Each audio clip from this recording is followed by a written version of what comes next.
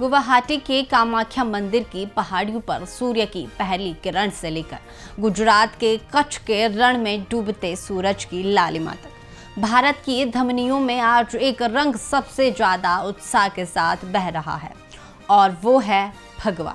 कभी जो रंग केवल वैराग्य, संन्यास और आध्यात्म का प्रतीक था, आज वो आधुनिक भारत की नई पहचान, आत्मविश्वास और सियासत का सबसे बड़ा पर्याय बन चुका है।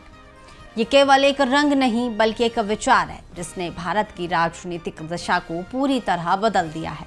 आज देश के लगभग 70% हिस्से पर इसी रंग का प्रभुत्व है।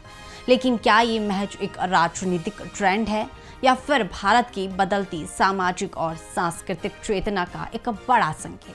आज की इस स्पेशल रिपोर्ट में हम विश्लेषण करेंगे कि कैसे भगवा आज की राजनीति का सबसे शक्तिशाली हथियार और नया ग्लोबल ट्रेंड बन गया है।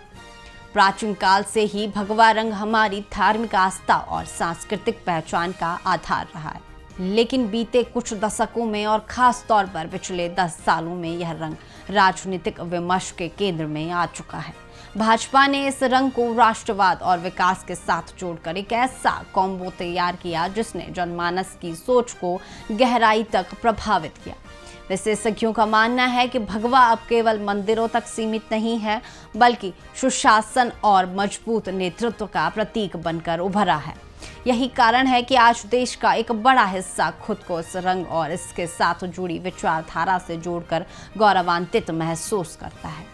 भारत की बदलती सियासी तस्वीर देखनी हो तो पूरब की ओर देखिए। पश्चिम बंगाल, असम और ओडिशा जैसे राज्यों में जहां कभी क्षेत्रीय दलों या वामपंथ का एक छत्रराज था, वहां आज भगवा विचारधारा ने सबसे मजबूत चुनौती पेश की है। खासकर बंगाल में जय श्री राम जैसे नारों ने चुनावी माहौल को पूरी तरह बदल कर रख दिया।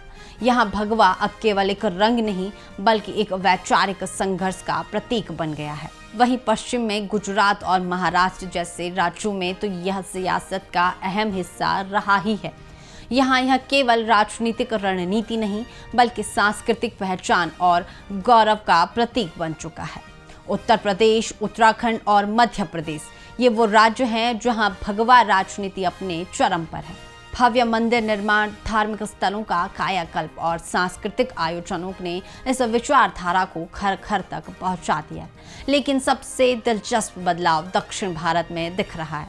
तमिलनाडु और केरल जैसे राज्य जिन्हें परंपरागत रूप से क्षेत्रीय दलों और अलग विचारधाराओं का गढ़ माना जाता था, वहां भी अब भगवा धीरे धीरे अपनी जगह बना रहा है।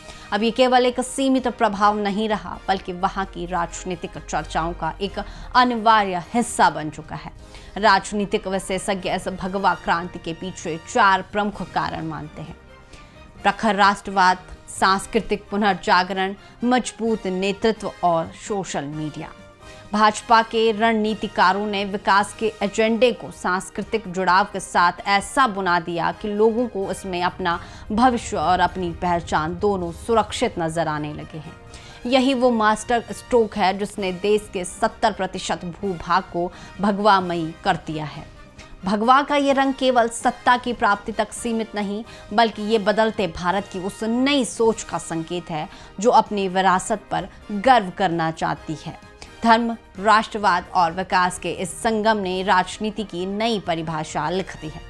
क्या आपको लगता है कि भगवा का यह बढ़ता प्रभाव आने वाले दशकों में भारत की राजनीति को एक नया चेहरा देगा?